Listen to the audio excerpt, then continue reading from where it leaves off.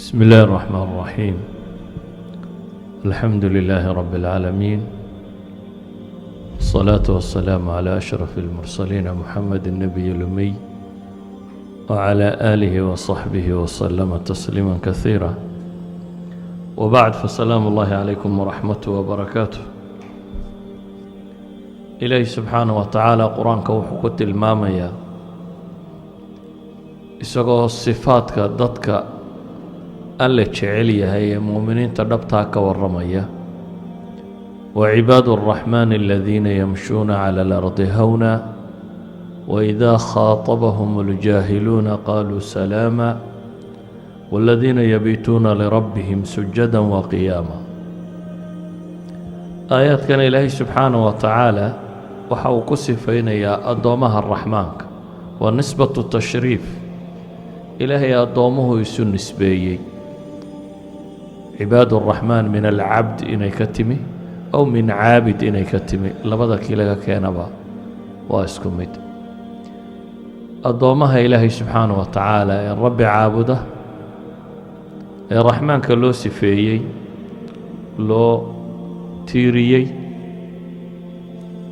waxaa sifadooda koowaad ilaahay ku tilmaamay aladiina yamshuuna cala alardi hawna. waa kuwa dhulka socda si deggan u socda. qofka mishyadiisu ama socodkiisu wuxuu ka tarjumaa cama fii damiiri. qofka mutawaadici qaab buu u socdaa, qofka isla weyne si buu u socdaa. mishyadu socodku waxay ka tarjuntaa baa la yidhaahdaa qofka iyo dhaqamadiisa ama akhlaaqiyaadkiisa. fii nafsihi, dhulka markuu socdo qof isla weyn maaha. yacrif qadara nafsih, kuu yahay buu garanayaa inuu makhluuq min bani aadama nudfa mahiina laga abuuray, ma'aalkiisuna geeri iyo ciiduu noqon doono inuu yahay buu garanayaa. walidaalika laa yatakabar, yacrif nafsah. waa mar labaad yacrif khaaliqah, rabbigii buu garanayaa cadamadiisa iyo weynidiisa, dabeetana waa isu dhuldhigayaa. isu dhuldhigaasi wuxuu keenayaa inuu caabudo, u sujuudo. ilaahay markaa wuxuu ku tilmaamayaa makhluuqana kuma kibraan, khaaliqa agtiisana ma kibraan. labada sifo midna ma laha baa ilaahay tilmaamaya subxaanaه wa tacaala. walidaalik baa ilaahay subxaanaه wa tacaala wuxuu ammaanayaa aakhiro kuwa liibaananayiin. tilka addaaru alaakhira najcaluha liladiina laa yuriiduuna culuwa fi اlardi walaa fasaada. taasi waa daarta aakhira baa ilaahay leeyay. daarta aakhira waxaa loogu talagalay baa ilaahay leeyay liladiina laa yuriiduuna culuwa fi lard, kuwa aan dhulka korkiisa isku kibrinaynin, isku waaweynaynin, fasaadna rabin baa ilaahay yidhi subxaanaه wa tacaala. ama dadka dhulka korkiisa ku kibraa waa ahlu naarka. ilaahay wuxuu leeyay walaa tamshi fi lardi maraxa inaka lan takhriqa alarda walan tabluga aljibaala tuula. dhulka ha kor soconin baa ilaahay leeyahy adigoo marixa. marixa kani waa kibirsan, waayo dhulkana jeexi maysid baa ilaahay yidhi, buuraana gaadhi maysid. mahma aad isqaadqaaddo iswaaweynaysid, dhulkana waxba yeeli kari maysid baa rabbi leeyahy subxaanaه wa tacaala. qof kasta oo isla weyn ama jidhkaa dhismay oo waa isla kibirsanyey, ama waxoogaa aqoon uu barto waa isla kibirsanyey, ama in hantiya adduunu helo waa isla kibirsanyey, ama waxoogaa waa qurux bato waa isla kibirsanyey. ayan kaanat, waxa inuu kibre ku kalifay ha noqotee, waxa rabbi ku tilmaamaya subxaanaه wa tacaala dadka kibirsan. waxaa ilaahay leeyahay dhulka aayar socda, lan takhriqa alard walan tabluga aljibaala tuula. luqmaanna wuxuu lahaa walaa tusacir khadaka linnaasi walaa tamshi fi lardi maraxa in allaha laa yuxibu kula mukhtaalin fakhuur. dadka marka aad la hadlayso haismaroorin baa la yidhi, walaa tusacir khadak, adigoo iska weynaysiinayo ka sii jeesanaya hala hadlin. dhulkana ha soconin baa la yidhi adigoo kibirsan.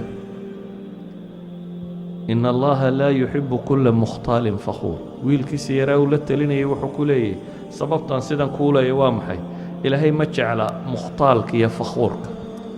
almukhtaala waalkhuyalaa inta badan fi lafcaal buu ka dhacaa.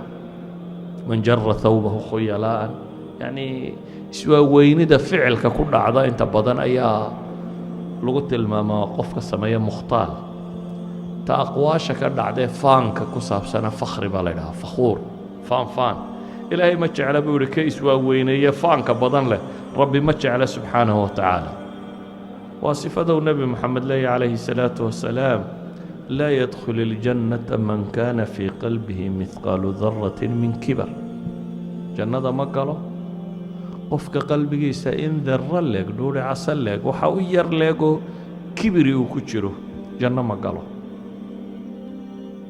saxaabadii way yaabeenoo waxay idhaahdeen nin baa wuxuu ku yidhi ina arajula yuxibu an yakuuna hawbuhu xasan qofku wuxuu jecel yahay maradiisu inay qurux badan tahay wa nacluhu xasan kabihiisuna qurux badan yihin dabeetana nebigu wuxuu ku yidhi calayhi salaatu wasalaam ina allaha jamiilun yuxibu اljamaal ilaahay subxaana wa tacaala waa qurux badan yahay jamaalka quruxdana waa jecel yahay kibirka aan sheegayaa buu nebigu leeyahy calayhi salaatu wasalaam laba sifo oo tawaaduca cagsigoodiya buu ku sheegay batru lxaq waa xaq oo la diido xaq oo qofku ka santaago waa kibirka ugu weyn idan tawaaduca ugu weyni waa maxay waa xaq oo qofku isu dhuldhigo oo u dulloobo oo u aqbaloo raaco waa aslu tawaaduc halkaasu ka bilaabma ka labaadna buu nebigu yidhi waqamti innaas dadkoo la yaso oo layska weyneeyo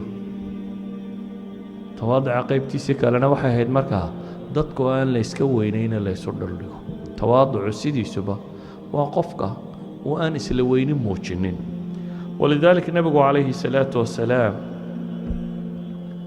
xaqa oo la diido iyo dadkoo layska weyneeyo kibir ku sifeeyey cagsigiisuna markaa waa maxay waa tawaaduci xaqoo la aqbalo min ayi jihaduu doonaha ka yimaado iyo dadkoo aan layska weynaynin ayuha alaxiba markaa tawaaducu wuxuu keensanayaa laba shay ilaahay inaynu u tawaaducno oo isu dhuldhigno oo waxyigiisa aqbalno aynan aaraa iyo afkaar ka horgeynin iyo khalqiga inaynan ku kibrin ee si fiican ula dhaqanno mid yar iyo mid weyn mid wax garanaya mid aan wax garanaynin waxoogaaga insaanku uu helo ee uu kayrkii kaga roonaadana inaanay kibir ku kordhinin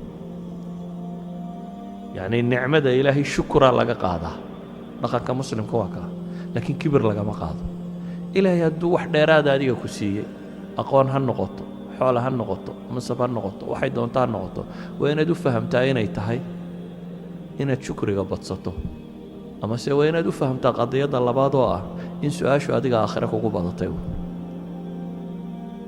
waayo ka xoolaha le iyo kaan xoolaha lahayn maxaa u dhexeeya aakhirada 500 sannadood bay kala dambeeyaan buu nebigu yidhi calayhi salaatu wasalaam idan kahratu las'ila ardayga haddii hal xaashiyo imtixaana lagu siiyo haddii 20 xaashiyood lagu dhibo 20 haddaad faraxda ka war yacni ka xaashida la siiyey ka 20ka la siiyey waa as'ila as'ila badani wax lagu farxa maaha walidaalika inaad tawaaducdo haddaad xoola haysato haddaad aqoon leedahay haddaad magac leedahay haddaad maamuus leedahay haddaad aftahantay wax kasta ahaw khalqiga ilaahay agtoodana mutawaadic ka noqo ilaahay agtiisa iyo kitaabkiisana tawaaduc la kaalay صلى الله على نبي محمد وعلى آله وصحبه وسلم الحمد لله رب